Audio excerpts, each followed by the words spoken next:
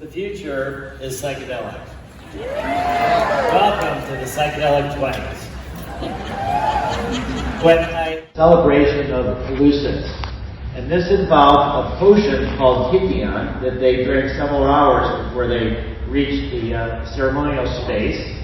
And modern scholarship has identified this Kikion potion as containing psychedelic components. And Brian Rescue has run a very compelling book, The Immortality Key, about how early Christianity involved spiked wine that had also psychedelic components. Now, the Catholic Church wiped out the Eleusis in 392. They wanted to be the intermediary between people and spirituality.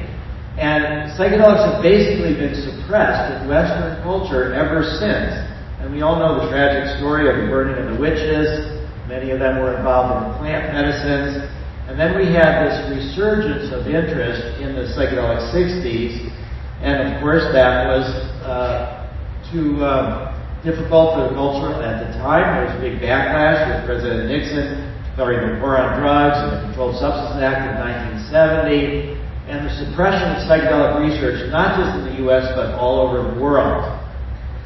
Now, I really learned about psychedelics in 1972. I was doing a lot of, a lot of psychedelics, both mescaline and also LSD. And I had a lot of difficult trips, and I wasn't able to let go. It was hard, it was scary, and I went to the guidance counselor at school, and this was New College of Florida, private school. And the guidance counselor took me seriously, and I was so fortunate that he gave me a book to read by Stan Grof. And this book was Realms of the Human Unconscious, Observations from LSD Research. Reading that book changed my life, and it made me devote myself to psychedelics to try to bring back psychedelic research. And Stan has been my mentor ever since. He is the through line from the psychedelic research in the 50s, and then after the crackdown to developing holotropic breathwork, which demonstrates that these experiences are in us, they're not just in the pill, they're natural to us. And then he has trained many of the new psychedelic therapists as well. And we are so lucky that he is here with us today.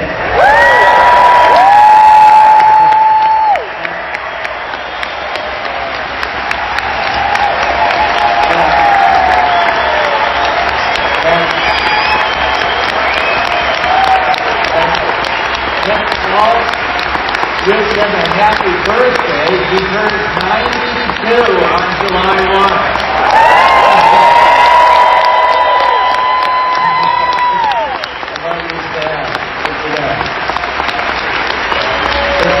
Stan is the pioneer. Stan is the Lord. And several years after I met Stan in 72, after I read his book, and I had the most important dream of my life. And this dream had some of the imagery from 2001 Space Odyssey. And there was a Holocaust survivor on his deathbed. And he was telling me that he had been miraculously saved from death. And he knew that he was saved for a purpose, but he wasn't sure what that purpose was. And now, with me there in the room, with him on his deathbed, he said he knew what his purpose was. And that was to tell me to devote myself to psychedelics. And that if we could all help have these experiences of how we're all interconnected and we all are interdependent, that would be an antidote to genocide, to racism, and that's what I should work on to prevent future genocide and Holocaust. And no matter how hard it's been with the FDA or the DEA or the National Center on Drug Abuse or public opinion, it's much easier than being in concentration camps. And this is why I've never been willing to give up, and why we're still here.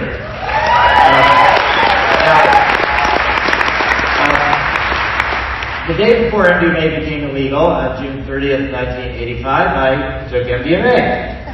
And I was, near the end of the day, I was sort of working on politics, and I was writing a letter to the editor of Business Week. They had just published an article saying that MDMA was being criminalized, and it was known as ecstasy. It would also stop the recreational use, but it would also end the therapeutic use. And so my letter, I talked about how I wanted to form a company, and hopefully we would get support to eventually bring psychedelic therapy back so that it would become more than a dream. And when I went to print this out, the printer went haywire, and it just printed, "Become more than a dream." And so I saved that, I framed it, it's been on my desk for 38 years as an inspiration that we need to make this more than a dream. Now, the next part that I'm going to share is actually a true story. A couple days afterwards, I was looking at the printer that I was using, and I noticed somehow or other I had dropped the hidden blotter acid into the printer mechanism. So maybe this printer was actually tripping to tell me this message. Now, this reminds me of one of the anti-drug statements, only losers use drugs, which we have turned around to mean, only users lose drugs.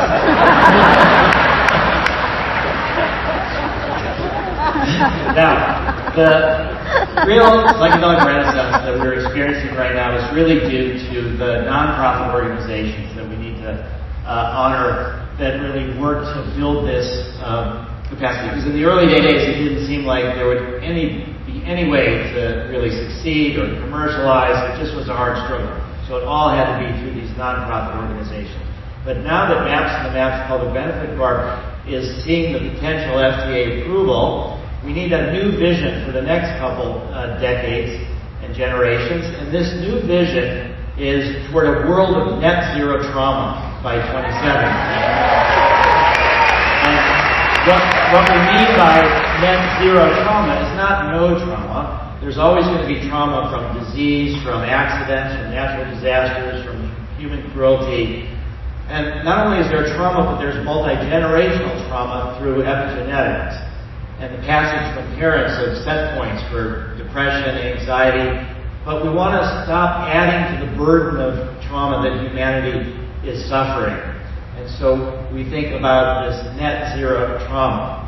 And how are we going to really measure our progress towards that? We're going to develop a metric for gross national trauma.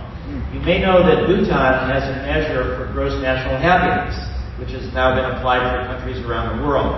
And also there's gross national product for economic development. There's measures of peace, of democracy on a national level. And so we're going to develop this metric, and we will use it to monitor our success. And it's not just from MDMA, it's from all the other psychedelics and tens of thousands of therapists and other psychedelic treatments and psychedelic clinics. But what we're going to really need to do is prioritize going to global communities with the largest burden of trauma and fewer resources for treatment.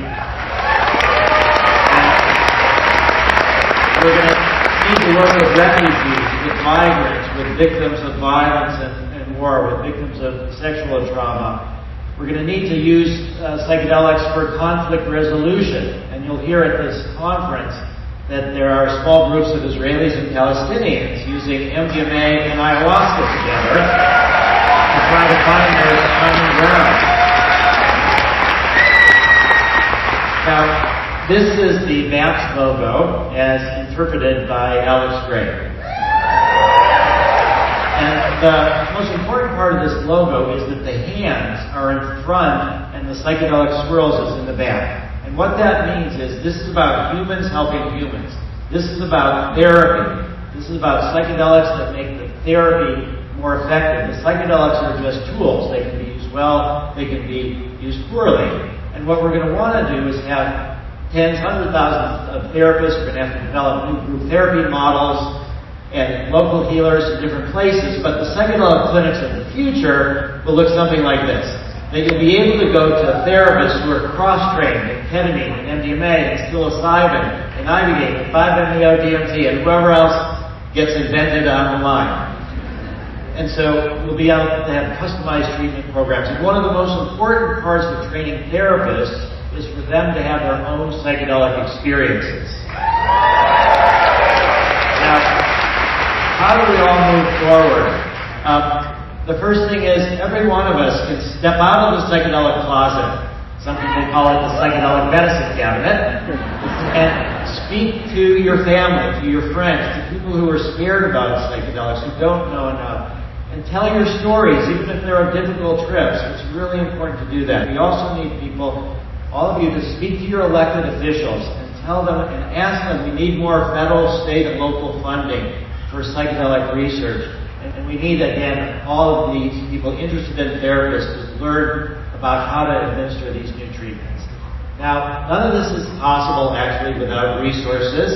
And so the psychedelic revolution needs you. This is our QR code. We actually have a $500,000 matching grant from Peter and Eliza Belangian that we hope to match during this week of the conference. And we'd like all of your help with that, but not just for MAPS, for the other groups. There's a whole ecosystem that you'll see in the marketplace. And if we work together and do our best to not fuck it up, is what Stan has asked us not to do, which we're not going to do, we will be able to build a world of mass mental health, a spiritualized humanity, a world of net zero trauma by 2070, and all of this can become more than a dream.